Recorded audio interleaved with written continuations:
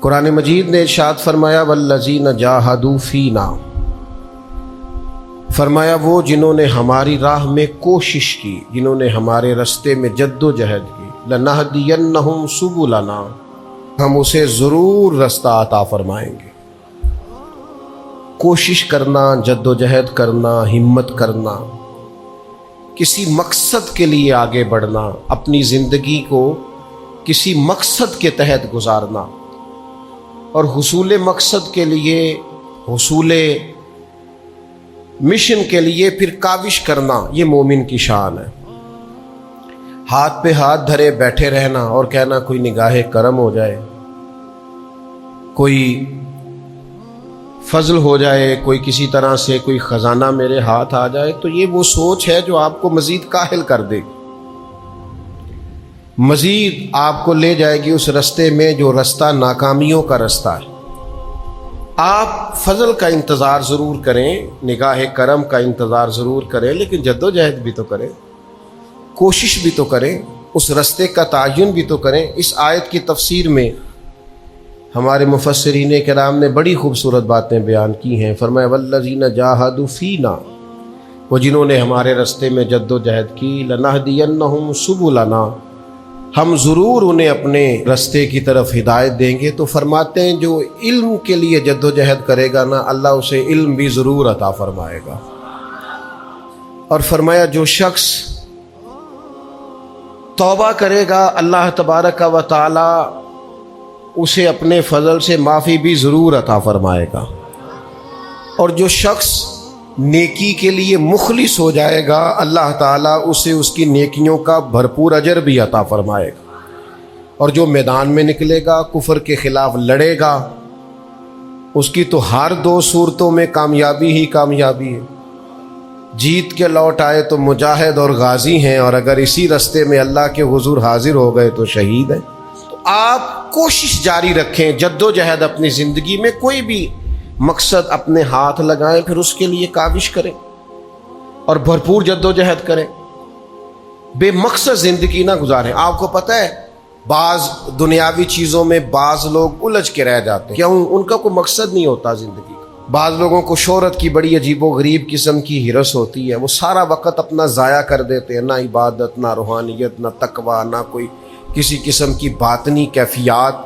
بس میں بھی ہوتا ہوں، میرا بھی ایک نام ہوتا ہے، ساری زندگی ضائع ہو گئی۔ اپنے لیے کوئی بہترین مقاصد تلاش کریں۔ آپ کے یہ جو چھوٹے موٹے جھگڑے ہوں گے، زندگی کے مسائل ہوں گے، یہ ویسے رستے میں رہ جائیں گے، آپ کو محسوس ہوگا یہ ہے ہی نہیں۔ لوگ جد و جہد کرتے تھے، صحابہ چلتے تھے، میلوں کا سفر، مہینوں کا سفر ہوتا تھا، پیروں میں چھالے پڑ کر ٹوٹ جاتے تھے اور زخم بن کر ٹھیک ہو جاتے تھے، پر ان کا سفر جاری رہتا تھا۔ بڑے زخم لگے، بڑے زخم ٹھیک ہوئے، پر وہ سفر جاری ہے۔ اپنے مقاصد کا تعین کریں۔ ایسا نہیں ہوتا کہ سارے رستے ہموار ہی ہوں، پہاڑی رستہ بھی ملتا ہے۔ ایسا نہیں ہوتا کہ سب رستوں کے اندر سڑکیں ٹھیک ہی بنی ہوں، ٹوٹے رستوں سے بھی گزرنا پڑتا ہے۔ ایسا نہیں ہوتا کہ ہر جگہ طبیعت آپ کی ٹھیک ہی ہو، بیماری اور تکلیف کے وجود کے ساتھ ہی آپ کو آگے بڑھنا ہے، پر شرط یہ ہے کہ کوئی مقصد دل میں ہو، کوئی لگن ہو، کوئی تڑپ ہو، کوئی خاص مقام ہو، آپ کا کسی طرف بڑھنے کا ذوق ہو۔ میں دیکھتا ہوں ہمارے ہاں بہت سارے لوگ ہیں دینی دنیاوی کام کرنے والے، لیکن کوئی خاص مقصد نہیں ہوتا، اس کے پیچھے کوئی ترجیحات بڑی نہیں ہوتی، اس کے پیچھے ان کے کوئی بہت بڑا فلسفہ کار فرما نہیں ہوتا، بس رسم کی طرح ہے، میلاد آیا ہے تو کرنا ہے، محرم آیا ہے تو منانا ہے، اور اگر کوئی اور دینی دنیاوی ایونٹ آیا ہے تو وہ گزارنا ہے، لیکن اس کے جو بھرپور مقاصد ہیں ان مقاصد کی طرف ان کی توجہ نہیں ہوتی۔ میلاد صرف ربیع الاول میں نہیں ہوتا، حضور کا ذکر تو سارا سال ہونا چاہیے، سیرت کا باب تو ہر وقت کھلا رہنا چاہیے، انسان کو تو ہر وقت کوشش کرتے رہنا چاہیے، کچھ نہ کچھ حضور کا دین پھیلانے کی اس کے اندر طلب ہر وقت ہونی چاہیے۔ امام حسین کا پیغام صرف 1 سے 10 محرم تک نہیں ہے، یہ آج جو کچھ پوری دنیا میں ہو رہا ہے اور جو جس طرح اسرائیل دندناتا پھر رہا ہے، یہ ساری یزیدی سوچے ہی تو ہے۔ جو کچھ آج پوری دنیا میں ہو رہا ہے، اگر ہم نے اپنے بچوں کو صحابہ کی وہ جد و جہد سکھائی ہوتی، امام حسین کا فلسفہ بتایا ہوتا، تو کبھی بھی ہمیں کسی اور ڈیبیٹ کی ضرورت نہ رہتی۔ یہ خود بخود بتاتے ہیں کہ اصل حق کیا ہے، اصل میں آگے بڑھنا کس طرح سے ہے۔ لیکن ہم نے سمجھا ہے کہ 4-5 دیگوں سے امام حسین کا ذکر مکمل ہو جاتا ہے، ایسا نہیں ہے۔ تو ایک مقصد حیات، پھر اس مقصد کے تحت ضروری نہیں کامیابی بھی ملے، یہ بھی ضروری نہیں کہ آپ جیت کے ہی سوئیں۔ ہر آدمی کا جیتنا ضروری نہیں ہوتا، لڑنا ضروری ہوتا ہے۔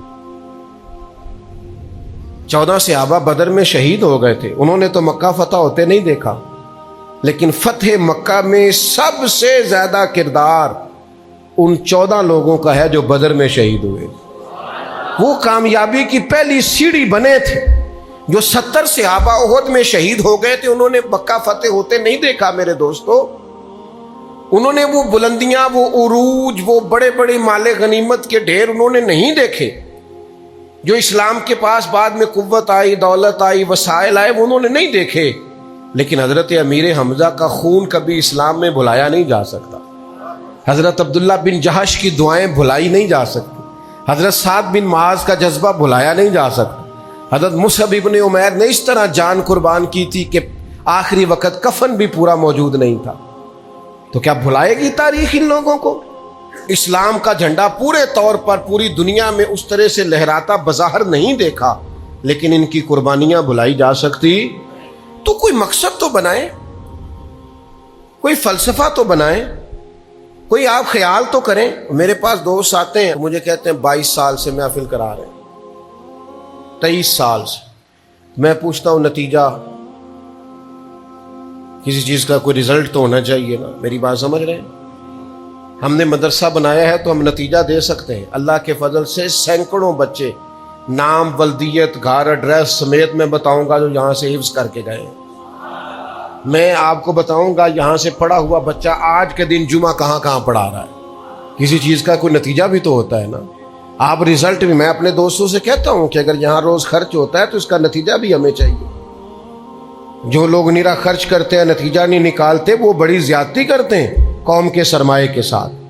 تو آپ کوئی بھی کام زندگی میں کر رہے ہیں، اس کا کوئی نتیجہ، کوئی رزلٹ، کوئی اس کا آپ بتائیں کہ کیا آپ نے قوم کو فراہم کیا۔ تو ایک تو مقصد نہیں ہوتا ہمارا، کوئی خاص مقصود نہیں، اور پھر یہ کہ اس کے بعد جو ہم محنت کر رہے ہوتے ہیں وہ با مقصد نہیں ہوتی، وہ بے مقصد محنت ہوتی۔ یعنی یہاں آج کل خبریں چلتی ہیں فلانا بندہ پیدل حج کرنے گیا، بڑی اچھی بات ہے، لیکن میرا خیال ہے یہ محنت بے مقصد ہے۔ اب پیدل حج کی ضرورت نہیں، اب آپ فلائٹ پہ بیٹھے اور 4 گھنٹے میں جائیں، پہنچ جائیں وہاں۔ اب آپ وہ کام کریں جس کا مقصد، میری بات کی سمجھ آ رہی ہے؟ وہ جی پاکستان سے پیدل چلا گیا، کیوں گیا جی پیدل؟ ہم تو یہاں سے گجرانوالہ پیدل نہیں جاتے، اور بڑے کام ہے، اتنی دیر میں اور بڑا کچھ ہو جانا تھا، اور بڑی ڈیوٹیاں کر لینی تھی، اور بڑے سارے معاملات تھے جو ٹھیک کر لینے تھے۔ وہ ایک صاحب مجھے ایک دفعہ درویشی سنانے لگے، فلاں خطیب جو تھے ان کے پاس گاڑی نہیں تھی، تو میں نے کہا بھائی میرا تو گاڑی کے بغیر گزارا نہیں، اس لیے کہ میں آپ کے پاس چوتھی جگہ پہ آیا ہوں، تو اگر یہ گاڑی نہ ہوتی تو میں تو ایک ہی جلسے پہ جا سکتا تھا، اس سے اگلے والے پہ پہنچ سکتا۔ آپ با مقصد محنت کریں گے، بے مقصد محنت نہیں کریں گے۔ آپ جتنے بھی کام کاج کریں گے پہلے تو جدوجہد کریں، بہانے نہ بنائیں۔ میرے نصیب میں ہی ایسا تھا، اقبال کہتے ہیں عمل سے فارغ ہوا مسلمان بنا کے تقدیر کا بہانہ، تقدیر کا بہانہ کر کے تو یہ عمل سے فارغ ہو گیا۔ بہانے نہ بنائیں، آپ جدوجہد کریں اور با مقصد کریں، پھر آپ کے راستے میں بڑا کچھ آئے گا۔ لوگ دھمکیاں بھی دیں گے اور بڑی دیں گے، لیکن یاد رکھیں جو گرجتے ہیں وہ برستے نہیں ہیں، اور جو برستے ہیں ان کو گرجنے کی ضرورت نہیں ہوتی۔ دھمکیاں لوگ دیتے ہی رہتے ہیں، دھمکیوں کا کیا ہے؟ دھمکیوں کا کیا ہے؟ مجھے بڑی اچھی بات یاد ہے، ہمارے ایک دوست ایک دفعہ تو ایک صاحب دوسرے ان سے ناراض ہو گئے تو انہوں نے کہنے لگے تو مینوں جاندا نہیں، وہ हस पड़े, कहते जी मैं नहीं जानता तुहानू ते इंशाअल्लाह मैनू जानने का शौक भी कोई नहीं। तो जो धमकी दे रहा था वो भी हंस पड़ा। भाई जानता नहीं, ये आपको कहना ही तब पड़ा जब आप बड़े मजबूर हो गए। आप मजबूर हैं, आप कमजोर हैं, जो आपको कहना पड़ा है। अगर आप कुछ होते तो फिर आपको कहना न पड़ता, फिर तो पता होता दुनिया को। पत्ता पत्ता डाली डाली हाल हमारा जाने है, जाने न जाने गुल ही न जाने बाग तो सारा जाने है। अगर कोई कुछ हो तो फिर सबको पता, पत्ता पत्ता डाली डाली हाल हमारा जाने है, जाने न जाने गुल ही न जाने बाग तो सारा जाने। सबको पता है हम क्या है। तो ये फलसफा ही सिरे से गलत है। हुजूर ने ऐलान नबुव्वत किया तो सबसे पहले तो काफिरों ने कहा मदाहनत कर लें। अगर आपका कोई मकसद है ना जिंदगी में, फिर उस पर कंप्रोमाइज नहीं होना चाहिए। फिर आप काम करेंगे, फिर आप किसी किस्म का अपने उसूलों पर समझौता नहीं करेंगे। आप फिर काम करें। जब जरूरी है कि लोग आपको अच्छा ही कहें, ये कुछ जरूरी है। लोग कभी अच्छा कहेंगे, कभी बुरा कहेंगे, कभी ठीक कहेंगे, कभी गलत कहेंगे। लेकिन आपने अगर कोई मकसद बना लिया है तो सबसे पहले तो आप कमजोरी नहीं दिखाएं। उसूलों पर कोई समझौता कभी नहीं, किसी मौके पर नहीं, जिंदगी में नहीं। अपने उसूल बनाएं, फिर उन पर डट जाएं। कुफारे मक्का ने नबी पाक अलैहिस्सलाम से कहा सबसे पहली बात कि हमारे साथ समझौता कर लें। ये सूरह काफिरून आप पढ़ेंगे ना, कुल या अय्युहल काफिरून, तो इस सूरह मुबारका की तफसीर आप देखिएगा, तफसीर मदारक में और दीगर तफसीर में आपको ये मिलेगा। उन्होंने कहा कि अल्लाह के रसूल सल्लल्लाहु ताला अलैहि वसल्लम इस तरह कर लेते हैं, एक साल आप माज़अल्लाह हमारे बुतों की पूजा कर लें, एक साल हम आपके रब की इबादत कर लेते हैं। थोड़ा बैठ के कंप्रोमाइज कर लेते हैं, डायलॉग कर लेते हैं। आप हमारे बाज बुतों को मान लें, हम आपके खुदा को मान लेते हैं। अल्लाह के रसूल ने क्या फरमाया? फरमाया मैं अल्लाह की पनाह चाहता हूं एक मिनट के शिर्क के साथ भी। एक मिनट के लिए भी ये हो सकता।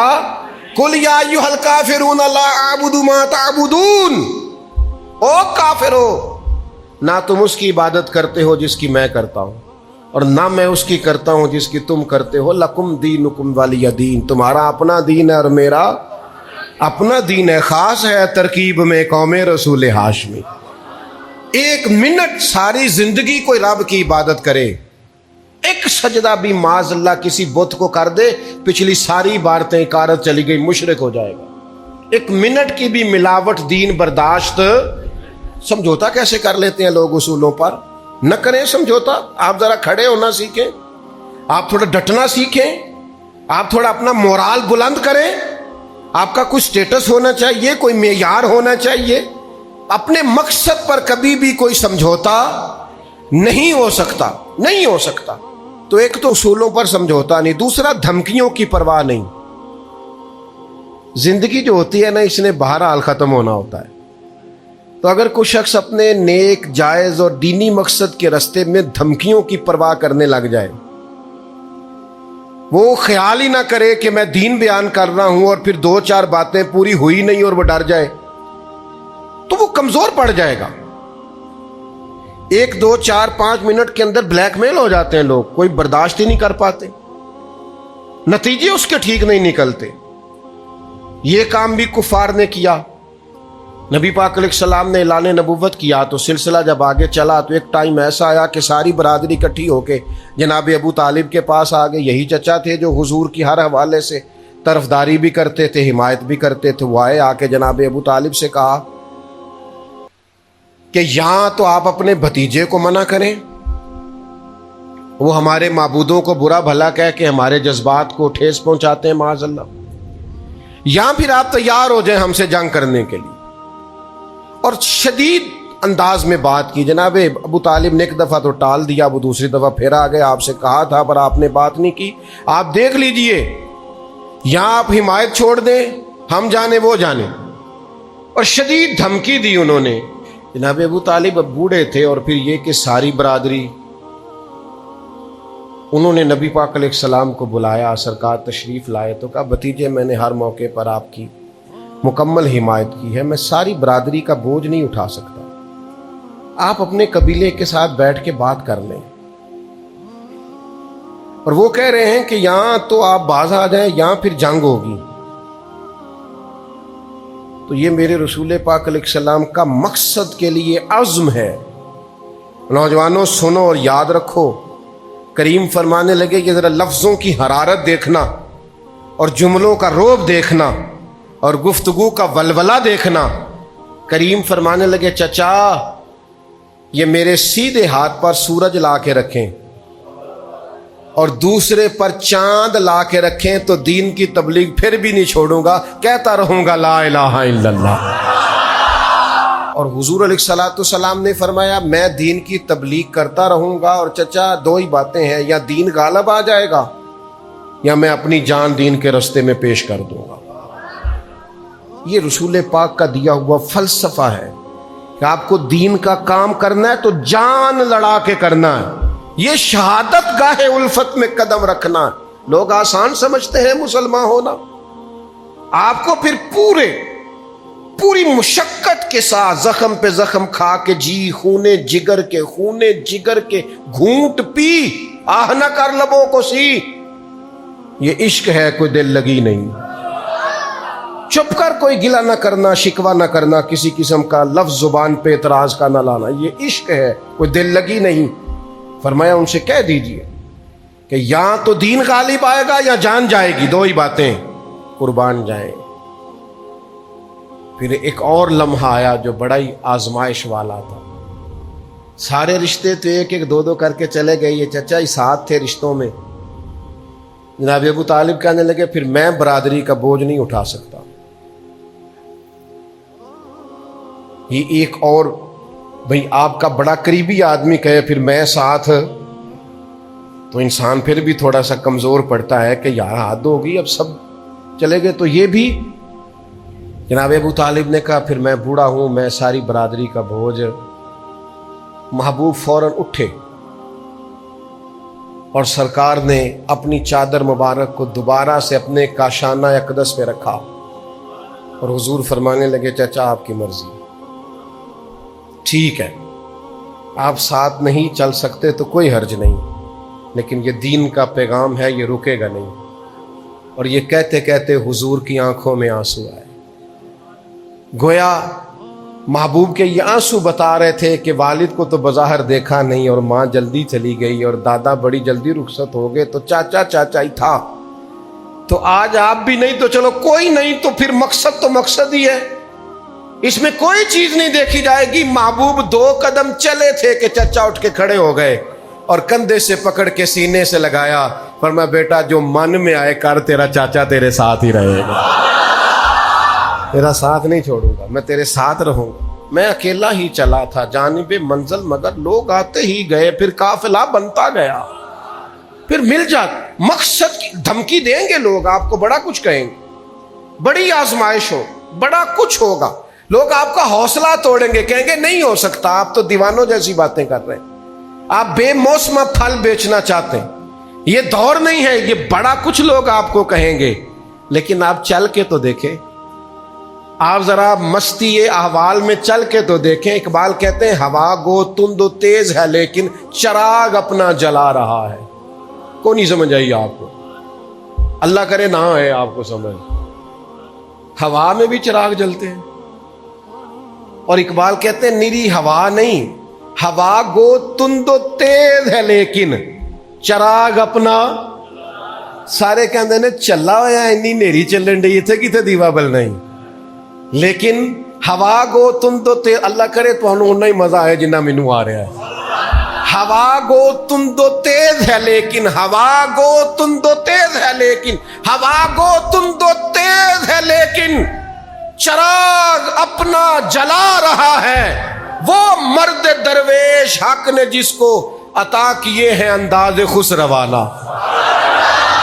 اللہ نے جس کو مقصد دیا ہے نا، وہ تیز ہوا میں بھی دیا جلاتا ہی جاتا ہے، وہ جلاتا ہے بجھ جاتا ہے، وہ جلاتا ہے بجھ جاتا ہے، وہ کہتا ہے چلو ہوا ہی ہے نا، اب ہوا سے بھی ڈر جاؤں، اب میں اب ہوا سے بھی، اب ہوا کا بھی جو مقابلہ نہ کر سکے، انہوں چاہیے پھر اندروں باہر نہ نکلے، پھر گھر ہی رہے نا۔ اگر تیز چلنا ہے تو ہوا کا مقابلہ تو کرنا۔ ہوا گو تم تو تیز ہے لیکن چراغ اپنا جلا رہا ہے وہ مرد درویش، حق نے جس کو عطا کیے ہیں اندازے خسروانہ۔ تو پہلے لوگ کیا کرتے ہیں؟ کہتے ہیں سمجھوتا کر لو، پھر دیتے ہیں دھمکی، اور اگر یہ دونوں معاملے حل نہ نہ ہوں تو پھر دیتے ہیں لالچ۔ ہیں جی کہتے ساڑی محفل چاہ جاؤ تو خوش کر دیں گے۔ کی کر دیں گے؟ میں کہا میں نہیں ہوں خوش ہوڑا، مشکل ہے تیرے لیے۔ جی آ جاؤ تو انو آہا کیا کیا مزہ ہے، کیا آپ خانقاہی لوگ، آپ کیا خریدتے ہیں اور کیا بیچتے ہیں، اور کتنے ظالم ہیں آپ کہ آپ دین کی بولیاں لگاتے ہیں، آپ مذہب کے نام پر تجارت اور کاروبار کرتے ہیں۔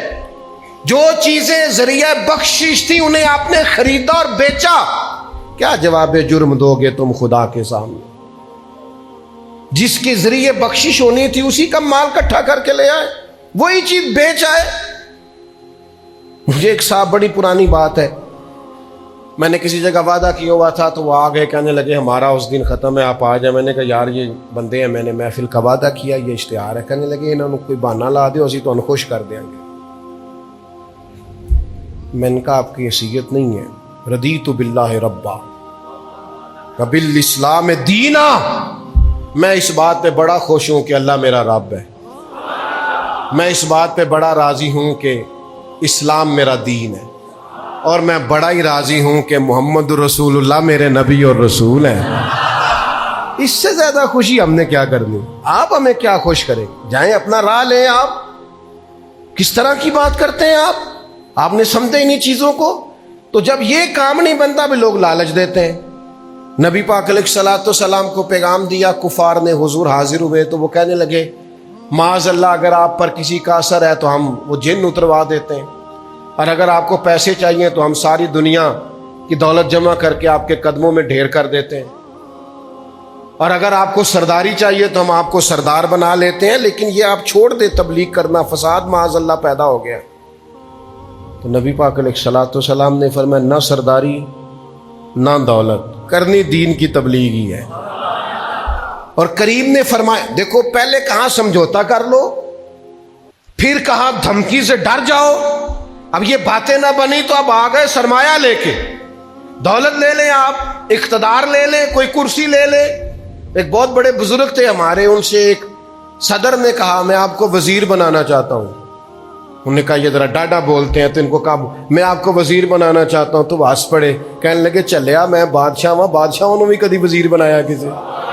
میں تے بادشاہ مانو وزیر، میں تے بادشاہ، تو مجھے جانتا ہی نہیں، میں اپنی حیاتی تو قربان تھی ماں، ساری محمد پکیندے گزر گئی، ہمیں تو جانتا ہی نہیں، میں بلبل خوش لہجائے گلزار نبی ہوں، میٹھی میری باتیں ہیں کیونکہ نمک خار نبی ہوں۔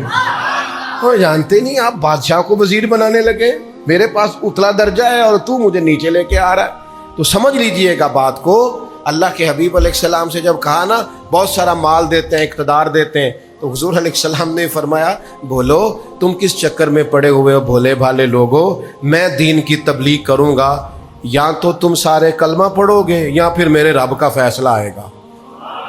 اور پھر اللہ کا فیصلہ آیا، پھر اللہ کا فیصلہ اذا جاء نصر اللہ والفتح ورأیت الناس يدخلون فی دین اللہ افواجا، اللہ کی مدد آئی، فتح حاصل ہوئی اور فوجوں کی فوجیں دین میں داخل ہو گئیں۔ میں آپ کی خدمت میں صرف یہ بات عرض کرنا چاہتا ہوں، مقصد حیات بنائیں، بیکار نہ بنائیں اپنے آپ کو، قیمتی وجود، قیمتی سانسیں، قیمتی زندگی خدا کے لیے اپنی زندگی سے تھوڑا سا موبائل کا ٹائم کم کریں، تھوڑی جان چھڑا لیں، اصل اور روح کی طرف واپس لوٹ آئیں، تھوڑا سا دنیاوی جھگڑوں سے نکل آئیں باہر، بس کر دیں، کوئی نہیں۔ اسی طرح لڑائیاں ہوتی تھیں، ہمارے دادا کے بھائی بھی جائیداد کے مسئلے میں اختلاف رکھتے تھے، ان کے بھائی بھی رکھتے تھے، ہمارے ابا کے بھائی بھی رکھتے تھے، ہم بھی رکھ رہے ہیں۔ یہ شریکہ برادری چلا آ رہا ہے، یہ صرف ایک بیوی دنیا میں ایسی تھی جن کا جھگڑا کوئی نہیں تھا، جناب حوا کا، کیونکہ نہ ساس تھی نہ کوئی ناند تھی۔ باقی کسی جگہ اللہ ماشاءاللہ کوئی مطلب گنجائش نہیں ہے، کام چلتا ہی رہتا ہے۔ تو اس میں الجھ جائیں گے کیا ہم؟ چیزیں چلتی، کوئی آپ کو اچھا کہے تو تیز نہیں دوڑنا، کوئی برا کہے تو روک نہیں جانا، کام کرنا ہے جیسے جیسے بھی تعین کریں۔ نوجوانوں سے کہوں گا کہ زندگی میں، اور آپ کوئی مقصد بنا لیں، آپ اچھے ڈاکٹر بن جائیں، کوئی عرض نہیں۔ میں ایک ایسے ڈاکٹر صاحب کو جانتا ہوں، انہوں نے اپنا نمبر دیا، مجھے کہنے لگے کہ آپ فون کر لیں۔ میں نے کہا کس وقت؟ کہنے لگے میں درویش کا ماننے والا ہوں، جس دن MBBS کیا تھا مجھے انہوں نے کہا تھا اس کو مقصد قوم کی خدمت بنا لو، یہی تمہاری طریقت ہے، یہی تمہاری روحانیت ہے، یہی تمہاری اصل ہے، یہی تمہاری منزل ہے۔ کہنے لگے پیر صاحب جس دن کا موبائل لیا ہے 24 گھنٹے میں کبھی ایک دفعہ بھی بند نہیں کیا۔ کسی وقت بھی کسی مریض کو حاجت پڑ سکتی ہے، ضرورت ہو سکتی ہے، سونا ہے قبر میں سو لیں گے۔ آپ کوئی مقصد تو بناؤ نا یار، کوئی ڈیوٹی تو کرو، کوئی کر لو، آپ کوئی ذہن بنا لو۔ آپ یقین کریں مجھے تو اس ٹائر والے پر بھی بڑا ناز آتا ہے کہ جو رات کو دکان بند نہیں کرتا اور اسی دکان کے باہر چارپائی بچھا کے سو جاتا ہے۔ کوئی اٹھا کے کہتا ذرا ہوا بھر دو، اگر وہ رات کو وہاں نہ سوئے تو کتنے مسافر رستوں میں رہ جائیں۔ اللہ تعالیٰ اگر ضروریات کا رزق عطا کر دے اور ضروریات پوری ہونے لگ جائیں تو بہت اچھا ہے، لیکن نہ چاہتے ہوئے بھی بعض لوگ مال کی ہرس میں، ہوس میں، لالچ میں مبتلا ہو جاتے ہیں۔ یہ محبت دن بدن بڑھتی چلی جاتی ہے۔ وہ خود اپنے آپ سے کئی دفعہ سوال کرتے ہیں کہ یا دل تو نے تو ایک دفعہ یہ کہا تھا کہ بس میری ضروریات پوری ہونے لگ جائیں، 2 وقت کی روٹی چلنے لگ جائے، بچوں کے اخراجات نکلنے لگ جائیں، سر چھپانے کو ایک مکان مل جائے تو کافی ہے، اب تو کدھر نکل گیا؟ لیکن بہت سارا اس سے بڑھ کر اللہ نے فضل کر دیا، خواہش سے بڑھ کر عطا کر دیا، لیکن کہیں ٹھہراؤ نہیں ہو پا رہا، دل روک نہیں رہا، روز مال کی محبت، مال کا لالچ بڑھتا چلا جاتا ہے۔ یہ اس قدر زیادہ نقصان کرتا ہے کہ نبی کریم صلی اللہ تعالیٰ علیہ وسلم نے ارشاد فرمایا کہ دنیا کی محبت ہر گناہ کی جڑ ہے۔ یعنی لوگ سمجھتے ہیں کہ معمولی بات ہے کہ میرے دل میں مال کی محبت بیٹھ گئی ہے، لیکن یہ بڑا گہرا مرض ہے۔ بعض لوگ کہتے ہیں نا کہ یہ مرض آ جائے تو اس کی وجہ سے 70 مرض اور بھی لگ جاتے ہیں۔ تو یہ دنیا کی محبت وہ مرض ہے، مال کی محبت وہ بیماری ہے کہ جس کی وجہ سے سینکڑوں امراض پیدا ہوتے ہیں، حلال حرام کی تمیز اٹھ جاتی ہے، رشتوں کا تقدس پامال ہو جاتا ہے، بہن بھائیوں کے رشتوں میں دراڑ آ جاتی ہے۔ لوگ اس مال کی محبت میں مبتلا ہو کر خونی رشتوں تک کو بھول جاتے ہیں۔ تو اگر محبت کو صحیح رستہ نہ ملا، یہ محبت الہی اور محبت رسول صلی اللہ تعالیٰ علیہ وسلم کے خوبصورت عنوانات کی عادی نہ ہوئی، تو پھر یاد رکھیے گا کہ مال کی محبت تو پورے طور پر اجاڑ دے گی، اندر کو تباہ کر دے گی۔ ایک دوسری محبت بڑا نقصان کرتی ہے، وہ ہے شہرت کی محبت۔ میں چاہا جاؤں، میری شہرت ہو جائے، لوگ مجھے جانیں، کوئی ایسا طریقہ اپناؤں جس کی وجہ سے دنیا کے اندر فیمس ہو جاؤں، لوگ میرا نام لینے لگے۔ آپ یقین کریں سوشل میڈیا کے اوپر بڑے بڑے وزادار، بڑے بڑے باریش لوگ، بڑے بڑے اچھے اور اچھی قد و قامت اور اچھا نام رکھنے والے لوگ فقط مشہور ہونے کے لیے وہ حرکتیں کرتے پھرتے ہیں کہ کوئی بھی سنجیدہ آدمی دیکھے تو شرم سے اس کی نظر جھک جاتی۔ یہ شہرت، اس کا لالچ، یہ شہرت کی طلب اور شہرت حاصل کرنے کے لیے ایسے خطرناک طریقوں کا حصول، شہرت حاصل کرنے کے لیے ایسے کمزور اور ایسے اخلاق سے گرے ہوئے رویے کا انداز، تباہ کر دیا اس نے دنیا کو، اجاڑ کے رکھ دیا ہے لوگوں کو۔ آپ یقین کریں اچھے بھلے سمجھدار لوگ تھے، اچھے بھلے معاملہ فہم لوگ تھے، الجھ گئے ہیں۔ ذہن بن گیا ہے کہ بس جو کچھ ہے وہ یہی شہرت ہی ہے۔ وہ میرے بھائیوں سنو، حضرت مولا علی شیر خدا فرماتے ہیں، مصنف ابن ابی شیبہ میں موجود ہے، حضرت مولا کائنات فرماتے ہیں اسے مبارک ہو جسے تھوڑے لوگ جانتے ہیں، وہ قابل مبارکباد ہے جس کا تعارف کم لوگوں میں، جس کو ذرا زیادہ لوگوں میں جس کی شناخت نہیں ہے۔